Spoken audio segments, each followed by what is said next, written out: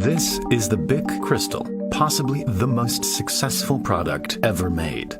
No matter where you are in the world, you'll find this pen in homes, offices, schools, and pretty much everywhere else. This iconic design has reached every corner of the earth, and at some point in your life, you've almost certainly used this pen. In the past, pens were expensive and difficult to use. Traditional quills were messy and had to be constantly dipped in ink. Because of this, writing was seen as more of an art form, limited to those who could use a pen. Then the fountain pen was invented, which had a metallic nib and could store the ink inside the pen's reservoir.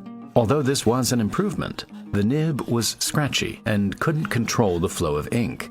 On top of this, they were still super expensive, costing around $150 in today's money. At the time, only around 20% of the world could read and write, and this wasn't making it any easier. But at the end of the 19th century, a breakthrough was made. American inventor John Loud came up with a mechanism that fed the ink onto the page using a small ball instead of a thin nib. This would, in theory, spread the ink more evenly and stop it from blotching. He had just invented the ballpoint pen. While this design worked well on tougher surfaces, it was too rough on paper, and so his pen never sold. Decades went by, and many new designs were made, but none of them could master the ballpoint pen. Then came Laszlo Biro, a man with a name you might recognize. He realized that the solution was in the ink. Most pens at the time used thin, water-based ink, which was leaky, slow-drying, and would seep through the fibers of the paper. It also relied on gravity to feed the ink into the ball, which, depending on the angle of the pen, gave really poor results. He started experimenting with oil-based inks, which were thicker, dried almost instantly, and sat on top of the paper instead of seeping through.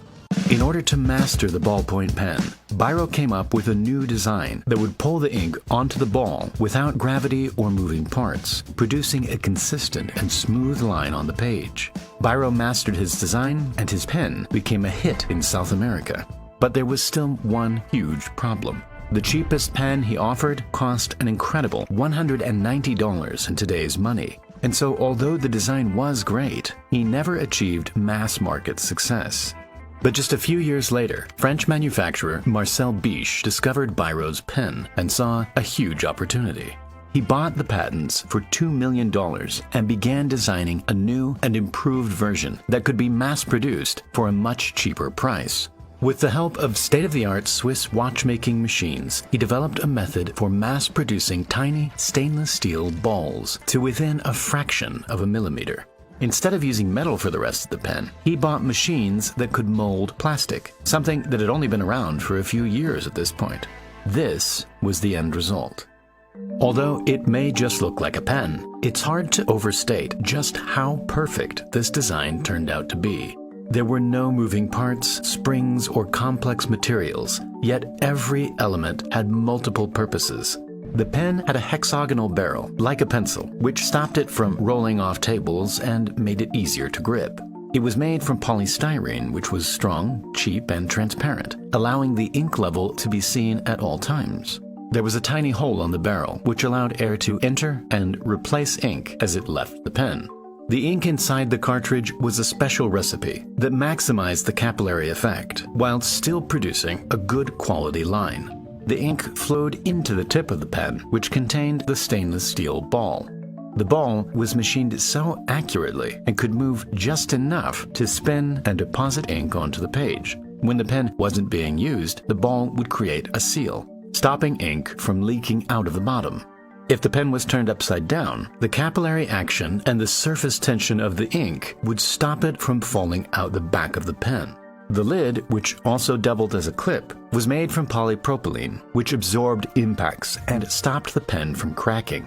The pen was so perfectly simple and solved every problem that plagued previous pens. Most of all, it was cheap, hitting the market in 1950 at just $2. The world had secretly been begging for this product, and it came at the perfect time. Over the next 50 years, 100 billion of these pens were sold, and literacy rates went from 35 to almost 90%. It's almost impossible to imagine life without this pen. And the fact that its design has remained almost exactly the same since day one shows just how perfect